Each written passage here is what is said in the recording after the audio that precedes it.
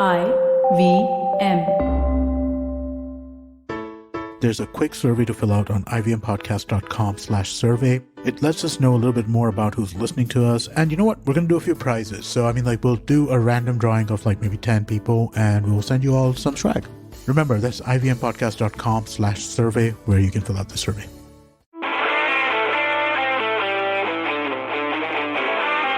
Hello, welcome to Football Twaddle. My name is Taru and I have the Sultan of Sadness, Yash Sowan with me. What's up, Yash? Hey man, what to say? I don't know. We are recording this on a Wednesday night, right before the Real Madrid versus Manchester City game. So Yash, we are looking at a real possibility of a Champions League final between Manchester City and Liverpool. Who are we going to support? The devil or the deep sea?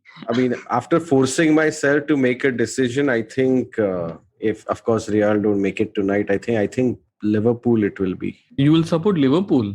Yeah, this is assuming that Man City win the league. Okay, so let us assume Man City beat Real Madrid. That's it, right? No, yeah. So now we have a Champions League final. And if I have to say, who are you going to support? Who would it be? No, so if Man City win the Premier League, then I'll support Liverpool here. Because Man City have never won the Champions League and it'll be better if it stays that way. Plus, Pep Guardiola and his IT cell will go into overdrive if he manages to win the Champions League as well, which will be irritating to see. We have a Pep Guardiola IT cell. Yeah. Twitter is... So if Liverpool win the league, then who would you support in the Champions League final? Yeah, then it has to be Man City then. No? Wow. It will be unbearable to see Liverpool win so many. Okay, let's talk about last night's game. 45 minutes, yes. For 45 minutes, our hearts were filled with hope and joy. Right. But to be fair, I wasn't watching the game. So I was only tracking it because I assumed that Villarreal were just going to allow them to get through. But surprisingly, they managed to play well in the 45 minutes from what I've read. Yeah. And because of that, I didn't want anything to change, obviously. So I didn't switch on the TV. I felt that maybe the luck will go this way. But unfortunately, a friend of ours, Shashank, opened his mouth and complained about the goalkeeper. This is before all his buffoonery in the match. And from what I've read, he was nutmegged twice to concede a goal, and once he was on the half line alone and let Sadio Mane doing. But at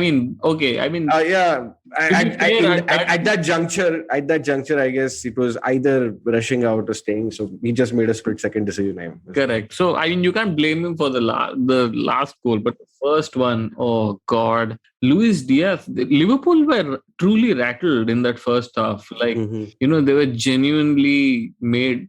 It was so uncomfortable for them that they were genuinely so bad. I obviously expected them to hit back, but man, they scored 4 goals in the second half. This Luis Diaz, where do they get all these characters from? Yeah, well, the Portuguese league has provided some great players for the Premier League. Their hit rate is great, so I guess it's not surprising for us to find that Luis Diaz is pretty good.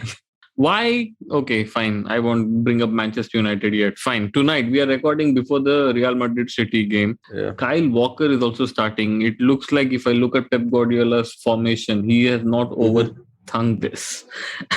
So yeah, but wasn't there some injury problem or something in the previous game which made him put Fernandinho where he played? No, first he put John Stones. Right.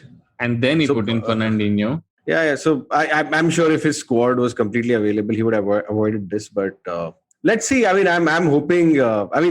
Santiago Bernabeu isn't like one of those places which gives Real Madrid a lot of home advantage. Of course, it's intimidating for the opponents, but if Real start playing badly, the crowd just turns on the players and all. So yeah, this is not going to be. This is not a foregone conclusion that it's going to be a Real. Yeah. So there's a lot of similarities between St. James's Park and Santiago Bernabeu. Yeah. So sticking with Real Madrid, Carlo Ancelotti wins the league with Real. Yes. I think people have been expecting this for 5 to 6 months. Yeah. Now he's the first manager ever to win leagues in 5 top leagues of Europe. So suddenly his PR is a little on overdrive, saying that, this guy, is he one of the best ever. He is a great European manager, no doubt. And I also mean he's great in European tournaments. He's won 3 already, 3 Champions League already. But this stat is quite misleading that he's won 5 leagues. He won with because Bayern. He's won with Bayern and PSG. Plus, he's only won 5 league titles. His 2.5 decade career. So he's like who's Steffi Graf's husband? Andre Agassi. Yeah, he's like an Andre Agassi type character. Andre Agassi had a career Grand Slam, but obviously Pete Sampras was better than him. Just because he didn't win French Open, that doesn't mean Sampras wasn't leaps and bounds ahead of him. That is so true. He's just won 5, and that is with AC Milan, which were like the biggest team then. And okay, fine. Yeah. I mean, but honestly, was it his best achievement? Because Juventus was a pretty strong team back then, so that could be that, and of course Chelsea, because United were pretty decent back then. So these 2 were big achievements. Apart from that, I don't think they had much competition in the La Liga this year. And then he won with Bayern and PSG, which is just whatever. Walkover. Yeah. So I now want my man Mourinho to manage Paris for 1 year. Even if he doesn't win Champions League, is fine. Then he'll be the first man to win league in the top 6. From when did France become the top 5 league in Europe? Who is deciding this? There must be some metric that they have decided. Maybe it's the money that is generated, or off late, I think the team that gets into the later stages of the Champions League, because Paris gets to every quarterfinals, right? Monaco got pretty late. Till they hired Poch. Mbappe and all. All right. Yeah, but I don't know. Mourinho will be a good shout for PSG, because I mean they want to win the Champions League, and if they give Mourinho a brief that we want to do this, I'm sure he can make it happen. No, I don't think it's that easy, because the league has become so easy for them that by like November no one even wants to play. So how do you get like yourself match fit and like ready to go in February, because you haven't really played serious footballs from November? So fair point. Yeah, so I don't think that's happened. And I was reading one more stat. PSG's wage bill is 44% of Ligue 1's wage bill. God, and Mbappe is not going. So what's gonna happen? He's not. Obviously these are rumors at this stage. So, dude. God knows. Okay, before we talk about Premier League, rest in peace, Mino Raiola. Yep. I mean, sad and it was such a weird 2 days on Twitter where first there was the news of his demise, then people are complaining that this is fake news, and he put up, his handle put up a tweet saying, I've been resuscitated and blah, blah. And it was just madness. Yeah, he was only 54 years old, so... Yeah, I mean, I don't want to like body shame him, but he didn't seem like the fittest person. I don't think so. He was paid like supposedly 54 million by both Juve and Manchester United for getting Paul Pogba off. So his demise is sad and all that, but I mean, as I mentioned in our WhatsApp group, I genuinely hope that this doesn't mean that Paul Pogba stays back. No, he won't. But I mean, look, half of them will either go with George Mendes and associates. Right. So yeah. So okay, but look at his roster, man, dude. It has. Yeah, it is insane, right? But this is quite a monopolistic thing, right? Most of them go with either Mendes or this guy or Kia Dorapchian. There's just a few of them out there. So his roster is going to look good if you're close to the top. Yeah, but his like Kia's super agent is because he's like based out of Brazil and everything. Anyway, so it'll be interesting to see what will happen to all of Mino's clients and where they'll end up this season, because I think most of them were running out of contracts. So if Mino had lived for like 3 more years, he would have made a killing from this. But yeah. But maybe this is a good opportunity for George Harry Kane's brother to increase his roster from 1 to plural. That guy, the arrogance with which he sits on the bloody desk like he has some work to do. It's unbelievable. Anyway, getting back to Premier League, Cristiano Ronaldo scores. Manchester United beat Brentford 3-0. On my fantasy football group, I was like, Brentford are going to thrash Manchester United. Somehow they beat the odds, and Europa League seems on. Yeah, it seems on, especially after the West Ham result. It was the last home game of the season, and it was on a Monday, and there was a full crowd at Old Trafford, which is good to see. There was a walkout also planned against the Glazers in the 73rd minute, and no one there dared. were flares. It was. I don't think Brentford were really. I mean, Brentford had nothing to play for. Correct. And such games at times could be dangerous because people are playing for their contracts and to impress their agent or impress other clubs and this and that. But once the first goal went in, Brentford were like, they were probably looking at their phone to book tickets to some Mediterranean club, Mediterranean country to party. So it was a sort of a farewell game for a lot of players, but not Correct. Jesse Lingard. So let's get to that. Yep. Jesse Lingard's brother was pissed off. Mm-hmm. Why? He was pissed off. But I mean, the conspiracy theory here is that Rangnick didn't play him because he was the leak to the media that the dressing room is in shambles. So being the strict professor and being a heartless German, why does Rangnick care? Even it was a send-off for him also. He's gone to Austria to manage. Yeah, fair enough. But I mean, principles but and all that was kind of dicky move. I mean, he's been through the club since the age of 9. Yeah. I'm sure you can find 3 minutes for him to play right somewhere. Yeah, and especially given that Cavani has pretty much not played all season despite picking up his salary, there was no reason to play Cavani. He could have played Jesse instead of Cavani. Correct. I mean, but whatever. This is going. We can't need. And okay, then this guy Juan Mata, he played so well. I thought he was going to get a contract on the ground only. Yeah.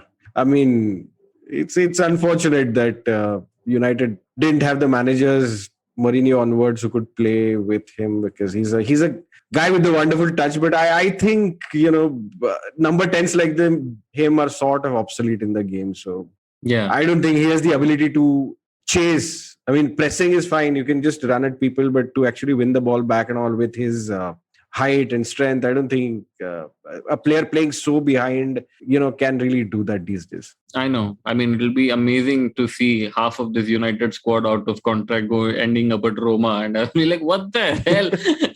He's just recreating the entire. So he basically wants, if he does that, he basically wants Manchester United minus Paul Pogba. That was his dream. Yeah. So is he going to definitely sign Matic? No, I don't think so. Because Matic will ask for a lot of money, and Roma basically have just gotten rid of all the high wage guys this year painfully by threatening them with lawsuits and things like that. So I don't think they want to. But there's no one low wage at Manchester United, so there is no chance. Exactly. So I don't know. I just read a rumor before coming for this recording that Aaron Van Bissaka he wants. I don't know where will Aaron Van Bissaka play at Roma. Like there's no way he's right back. So. But Roma doesn't. He'll convert him into the right-sided central defender or something. But they have Rick Karsdorp, and he is much better than Van Bissaka. So I don't know. Okay. Anyway, these are all rumors. But let's move on. Frank Lampard is saved. Saved. Yes, saved. Is he safe still? Or it was quite disappointing that Chelsea didn't go for the throat, go for the kill. I'm quite sad. But so Everton are still 18th, but 33 games, 32 points. I was so tense because a lot of my fantasy clan match depended on Everton beating Chelsea, or like at least 3 of the Chelsea players not scoring a goal. But somehow the miracle is pulled off. They beat Chelsea. Yeah, it would be quite fitting if, for Lampard, if he sends Leeds down, right? I mean, given the whole. But even Bielsa is gone. So what's the incentive? He wants to put Ted Lasso down. Yeah. Because I think Burnley sort of have pulled off a great escape. Like, we were all upset that Dyche got sacked, but whatever the new manager's syndrome magic, Burnley has managed to pull off. Yeah, but I don't think so. I mean, Burnley is 34 games, 34 points. Everton is 33 games. Yeah, but they have a better goal difference than Leeds, right? So, I mean, I don't think Leeds are going to make up the goals. I mean, of course, Burnley can lose all the matches and go down, but I don't think they have a bad running. Okay, we have to. Norwich got relegated again. Yeah. You know what that means? I hope they play pre-season friendly against Fulham, because these two have been avoiding each other. It's been a revolving. That only means Fulham have come up. If not, Fulham came up the weekend Norwich got relegated. They're so coordinated. These guys don't even. And AFC Bournemouth is back up. I have mixed feelings about that, because Nottingham Forest have been tracking because United loanee is is there, and Who is they've been playing well this season. And they played a match which was almost like a playoff itself for that second place, and which ended up as a 1-0 victory to Bournemouth at home. Yes. And there But was Nottingham Sorry? Forest can still come up now. Can still come up through the playoff, but I mean, yeah, it was just an exciting prospect of them just overtaking. Okay, so let's look Anyway. at this. So the playoff positions as of now are Luton Town, Sheffield United, Huddersfield, and Nottingham Forest. Oh, Man. Other than Luton Town, I've seen all of them in the Premier League. So go Luton Town. Such a small team. Black- Just for the history, Nottingham Forest have to come up, man. It'll be fun to have. Yeah, they wanted to hire Sven Goran Eriksson. Do you remember that? Yeah, I do. So it's not a big deal, man. Sven is not a big name, so that's fine. Okay. All right. Let's take a break right now. After the break, we have Player of the Week and games to look forward to this weekend. Right. But let's talk about before that Arsenal and Leicester right after the break. Arsenal and Tottenham, I mean, and what's going on there, right? So stay tuned to Football Twaddle. Have you ever wondered where the business world is headed? How the ways in which we create, market, and sell to consumers will evolve? Or if we'll ever go back to wearing pants while working? For answers to all of this and more, tune into Advertising is Dead with me, Varun Dugirala. Every Tuesday, as I talk to entrepreneurs, leaders, and change makers from across business, media, marketing, and beyond. You can catch all episodes of Advertising is Dead on the IBM Podcast website, app, or wherever you get your podcasts from.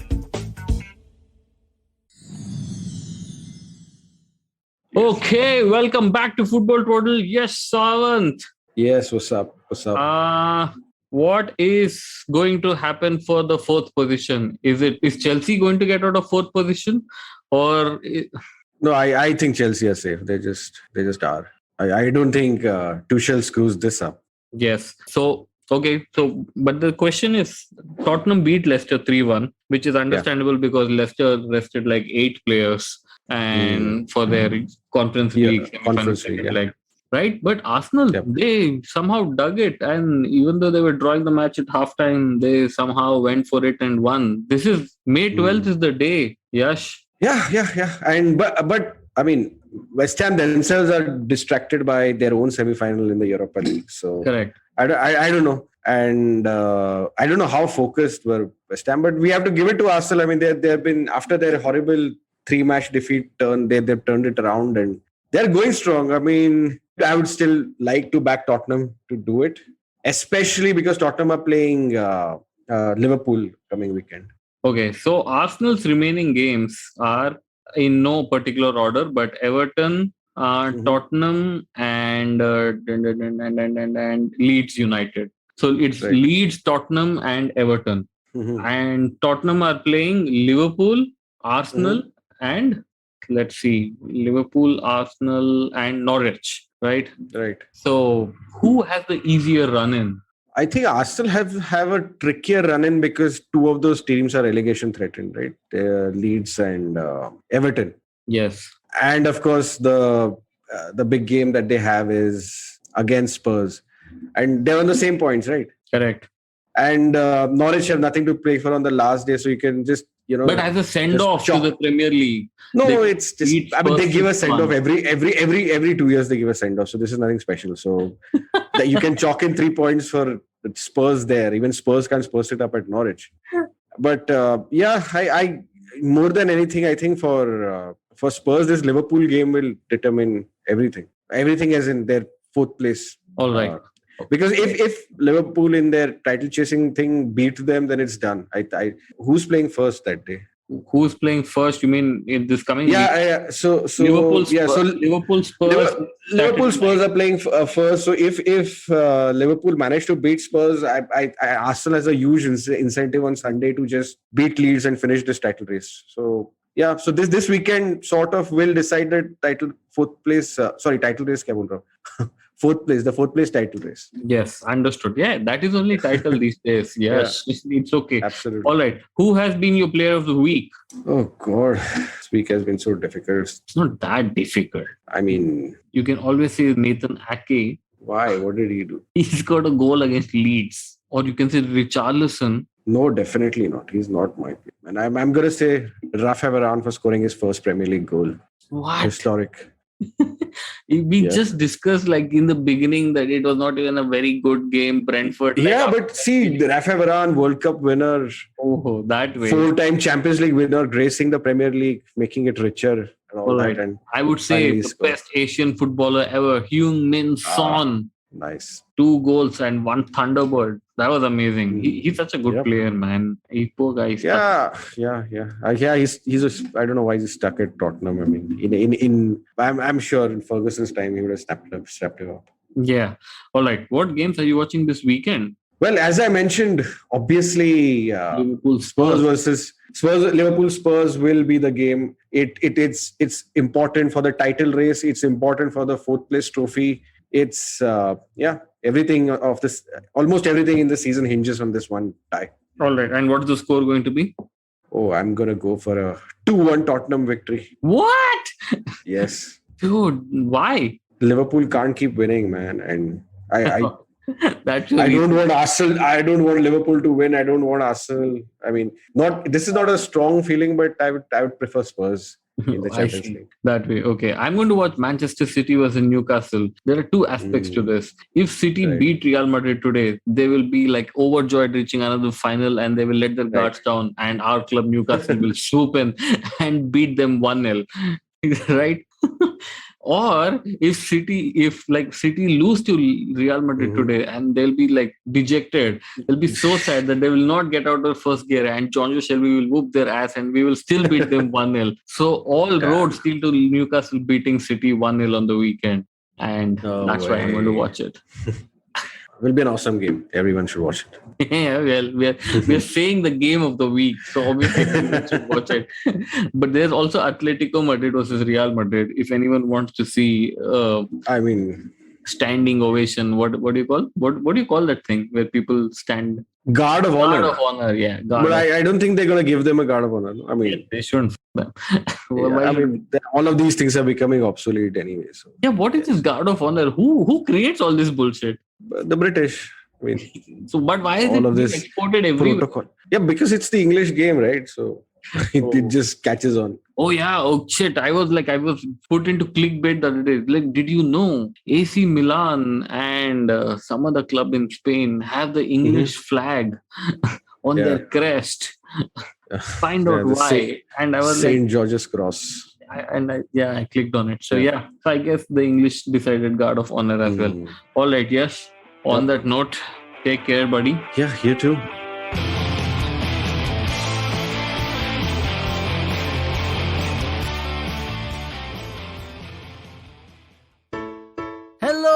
Hello. It's been another great week on the IVM Podcast Network.